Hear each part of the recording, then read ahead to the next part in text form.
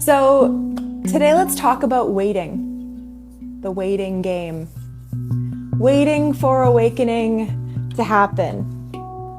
This is something I think that most people have in their minds when they get the spiritual message about enlightenment. But it's very future oriented, okay? And when we get it into our minds, or the mind is oriented to wait for awakening to happen, what's really happening is that you are literally waiting for something to happen that does not happen within time. Okay? So you're waiting for the timeless. You're thinking you're going to find the timeless in the future. It doesn't make any sense. And this is the insanity of the spiritual seeking journey, and how it can feel so confusing and frustrating to most people, waiting for the timeless, right? Welcome to the spiritual seeking hamster wheel. Just 400 more rotations and I'll get there, right? I'm almost there. My hamster wheel is taking me there. Yeah, I got to keep going. I'm training for this. It's coming. I'm almost awakened, right?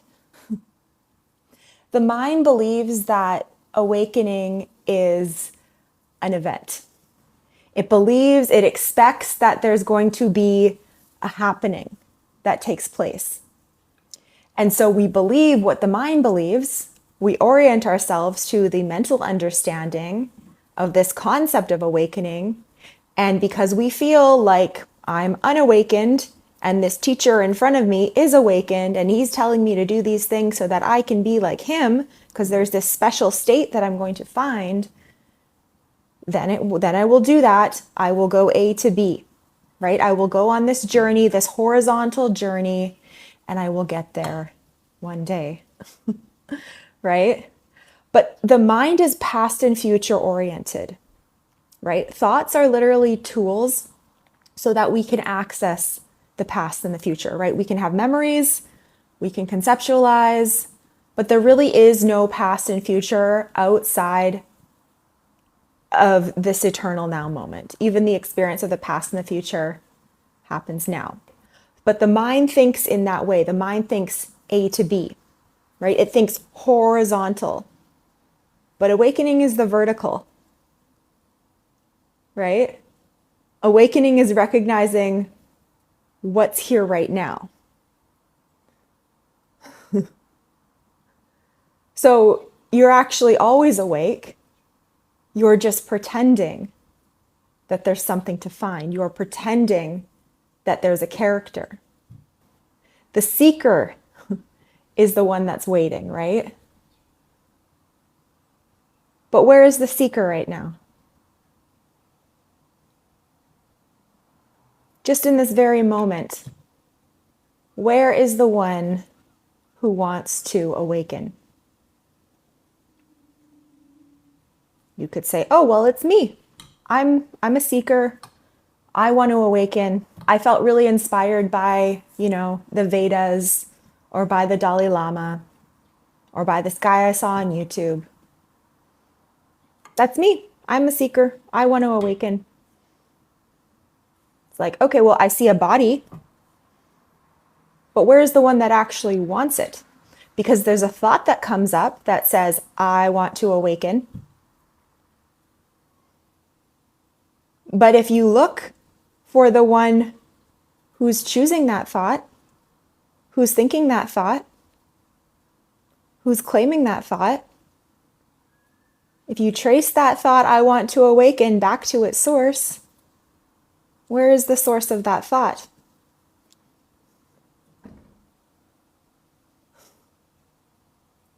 You will just find empty space. There is no source of the thought. It's just language. But because there's this program that says, I want this, we think, oh, that's me. I want this. There's something to find in another moment other than now. I feel unhappy, right? Something's missing. And I need to find it. And from that, all of these myths begin to form. I mean, I don't know about you, I'm definitely guilty of it. It's like when I'm enlightened, when I get enlightened, just wait.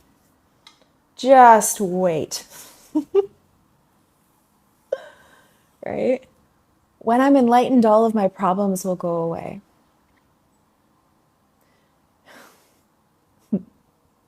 Right? Or when I'm enlightened or when I ascend, I will be able to control my reality. I will be able to just manifest whatever I want into existence. I spoke to people who have been like studying yoga and avid meditators, people that even really understand non-dual concepts, holding these beliefs. Like, yeah, I'm in Shiva consciousness right now, and that means that I can control my reality. But who's the one controlling the reality? Who is the I that's controlling the reality? Just in this very moment, what is I? What are you referring to right now when you say I? Don't think about the past, just right now. Go to the direct experience of I right now.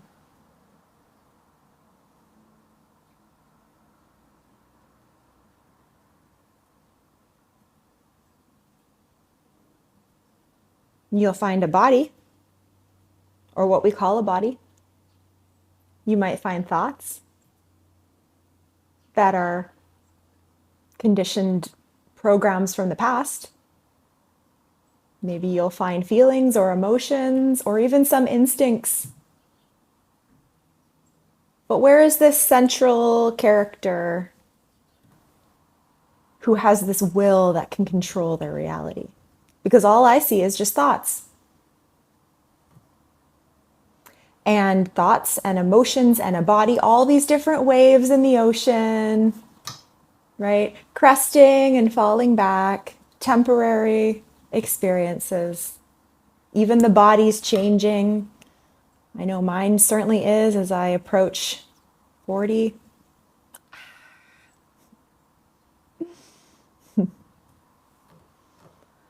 Just a bunch of concepts is what you'll find. But what's here right now that's not a concept?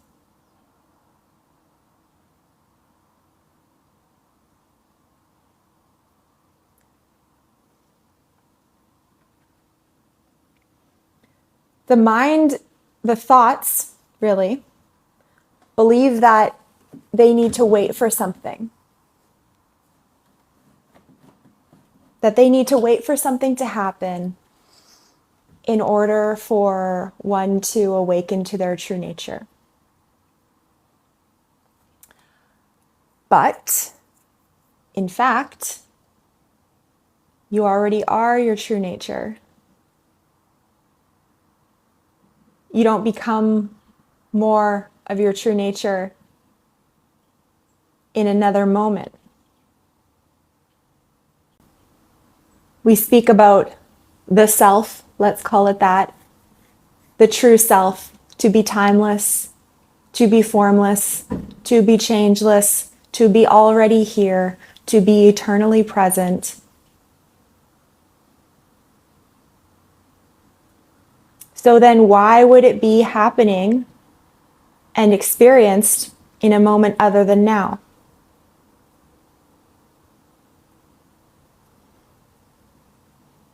What are you right now if there's nothing to find?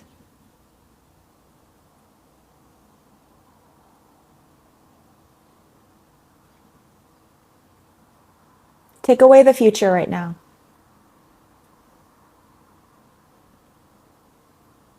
Take away the next right now.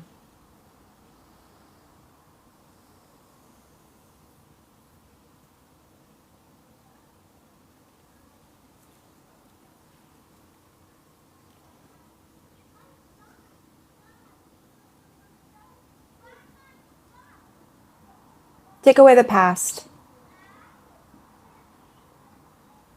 Take away the concept of find, of searching. Take away this label seeker. Take away this concept of waiting. Waiting for what? An energetic expansion that's going to bring you closer to what you already are? That's just a thought. What's here already that's not a thought?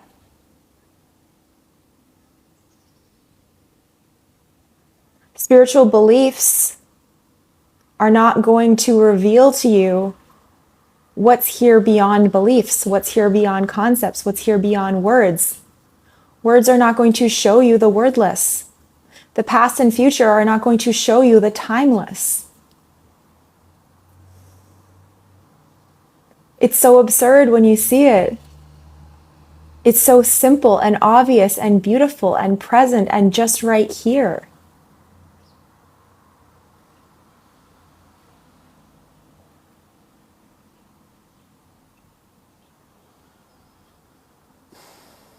You know? And even if you like imagine the future, there's a tightness there. There's a grasping, there's like a desperation. The future, oh, I will find it in the future. I have to get this in the future. I have to meditate. I have to get up at 5 and meditate because that's when the spiritual energy is the strongest. Deepak Chopra said it. And then you find out later he's in the Epstein files. Nothing too incriminating, but I mean, come on. Sending emails to this creep. Looked like they had some common legal intentions that they were discussing. And yet he portrays himself as this purified yogi, picture perfect, wise character who's a doctor, colluding with some dirtbag. It's okay. This infinity allows dirtbags too.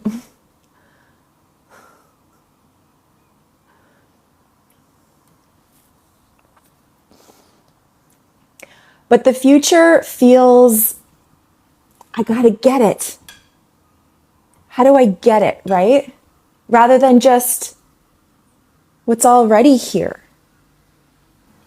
It's like if you're going for a job or something, a job interview that you really, really want.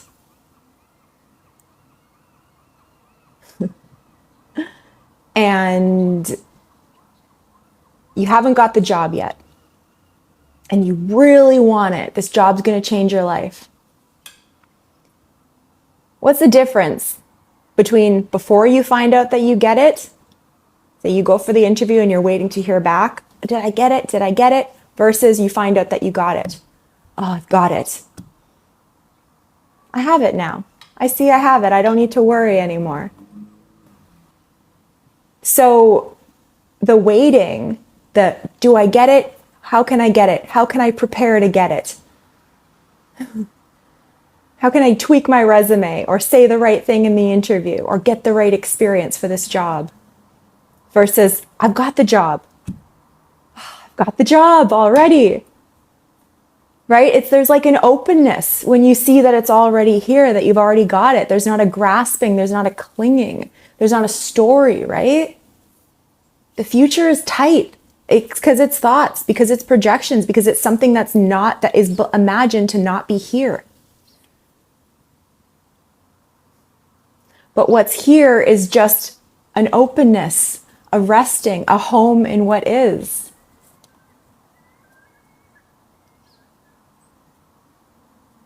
You know? And yeah, like it can feel anticlimactic sometimes for the character.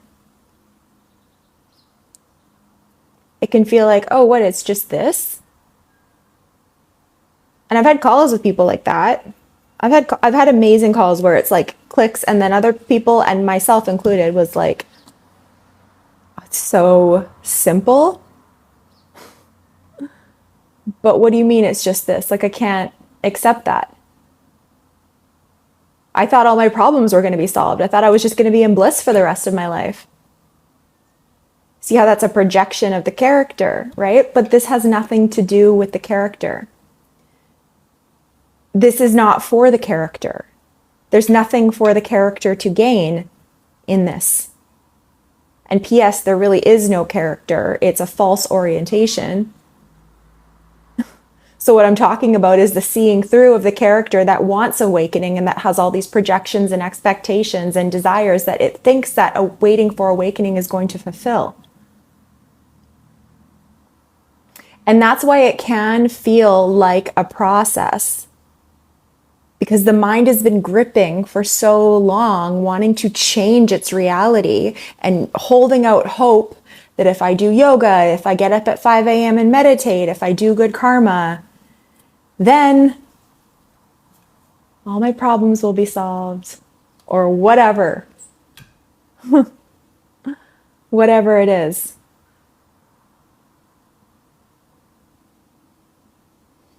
And so seeing this, recognizing what I'm talking about, like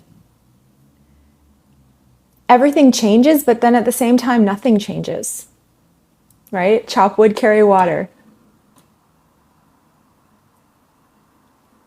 And there's just this kind of like openness to just the freedom of however this wants to respond to the environment, to the situations, to the mind. But there's nothing in it for the character, right? And there's nothing more than what you already are.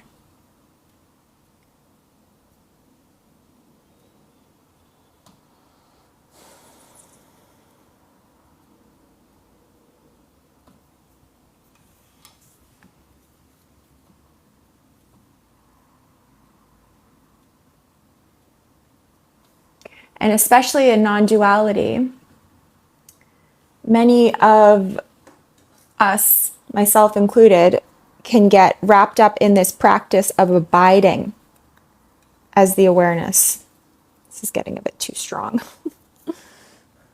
Abiding as the awareness. If I stay in the present moment enough, then I will awaken. Right? But who's the I that wants to stay in the present moment? Because that's just another thought. So this mindfulness, this being in the now, it's kind of what I'm talking about, but it's also like just another mental strategy of the mind going into the present moment. And now I'm a person that's present. Yeah. Now I'm always present. That person's not very present. That person's listening to a podcast right now, or that person's on their phone, on Instagram. Look how present I am. I'm just sitting on the bus, just being present, not stimulating myself. I'm so present. Who's present? You're already present. The mind's just imagining that the present moment is a place that it goes into. But actually, it is really what's recognized and what is you're resting in already. And this can be seen clearly when you're not in the world of language. When you're not in the world of duality, because you do not need to maintain what already is. And this is where this abiding and awareness thing gets it wrong. Because your mind is trying to pretend to be spiritual, pretend to be awakened. If I'm aware enough, I'm going to manifest awareness and I'm just going to be this clear, enlightened being. Stories, beliefs, projections. It's just another hamster wheel. I abided in awareness for 10 freaking years. I was looking through some of my photos actually the other day because I wanted to do like I think it's called a carousel on TikTok, where you put a bunch of photos up. So I wanted to put some photos of like my seeking days, like of me in India and me doing yoga and stuff. And I came across this photo of when I was at went to see Muji in 2016. There was some professional, like I would wake up super early and walk. It was like an hour walk to get down to the ashram where he was speaking at. And I would get there early because they would do like a lottery call to see like the first people that would get to sit in front of him. So there were maybe, I don't know, 200, 300 people that would show up early in the morning. And then after that, everyone would kind of trickle through. Because then otherwise people would be waiting, like getting up at 3 in the morning so that they would get the first call. So they would basically put us into rows and then be like, okay, row 1, you get to go in third. They would draw stuff. So I was like, I want to be close to Muji. And so anyway, a professional photographer snapped a photo of me when I was lining up for Muji. I'm by myself. I've got a book, I think, that I had just bought. And I'm like this, standing, just kind of like my eyebrows are creased a little bit, and I'm just like closing my eyes and just in the awareness, focusing on the awareness, trying to be in the awareness, thinking that that's going to somehow unlock some kind of special dimension. Okay. And then, someone would talk to me or I'd have a conversation. I'd be like, fuck, I'm not in the awareness anymore. Oh, I can't stay in the awareness. Oh, okay, I got to go do another retreat. I got to be in the awareness all the time. Meanwhile, who is the one that needs to be in the awareness all the time? Right? It's just another mental strategy. You don't go into the present moment. You don't go into the awareness. Those are instructions for your mind. You are the awareness. And even take away the word awareness right now. What's here without all of your concepts, without all of your labels? Take away the word consciousness, take away the word soul, take away the word God, take away your name, take away the word I.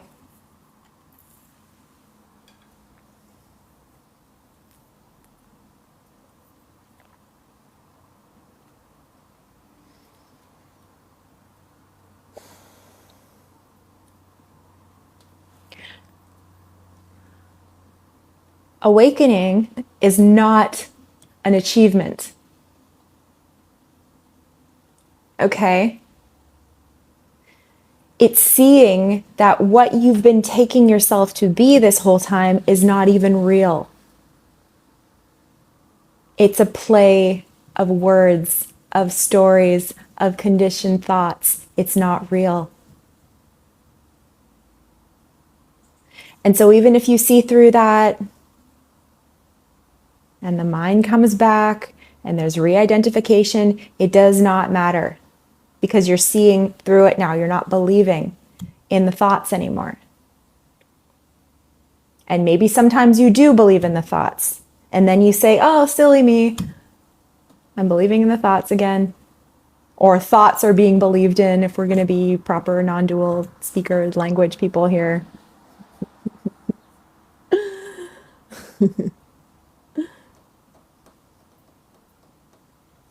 Do I need to believe it? Okay. No, I don't. It's just made up words. Right? The one who was seeking for awakening is not real. So the end of waiting for awakening is the end of seeking, is the end of spiritual seeking. Because there's nothing more than this. It's not like you're going to earn awareness points and then there's going to be some activation that happens in you if you're really present.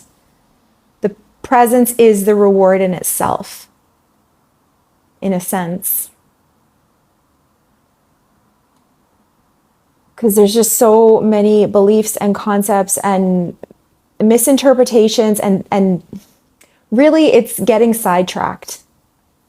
Speakers about this getting sidetracked and turning it into a whole business. 10-week program. First you got to do this, and then you got to do this, and then you got to do this. And then it's all just by grace. It's by grace. I don't control it. You have the grace of the guru. You have my blessings, young soul. But whether it happens or not, it's just by grace. But awakening is not something that happens, guys. It's not something that happens. It's what people are referring, and I don't even like to use the word awakening because I got to use something, right? So people understand what I'm talking about. But it's really not even like that. It's more just a seeing through what you're not, a disidentification with the thoughts and beliefs.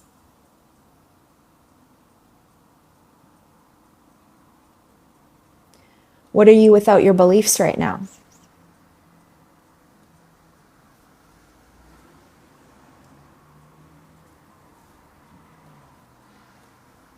What are you without the I?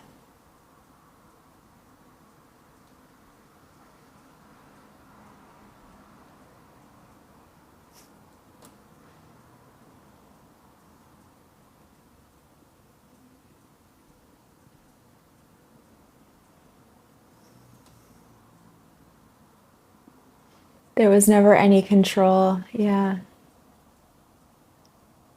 Then what do you do? Those are just things I like to look at. Then what do you do? What do you do for what?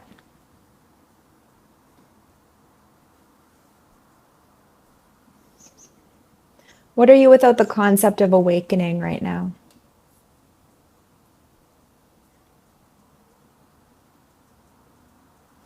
Because this idea that there's something to find is what's making you not see what's already here.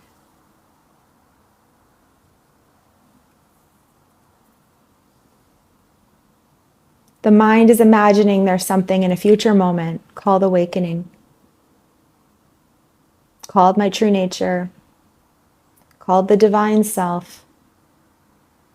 And thousands of scriptures and dozens, if not hundreds of religions have been written about it in words. And millions, if not billions of people have walked a path, imagined that they walked a path in order to find the gold at the end of the rainbow of the spiritual journey. But just like Dorothy, at the end of The Wizard of Oz,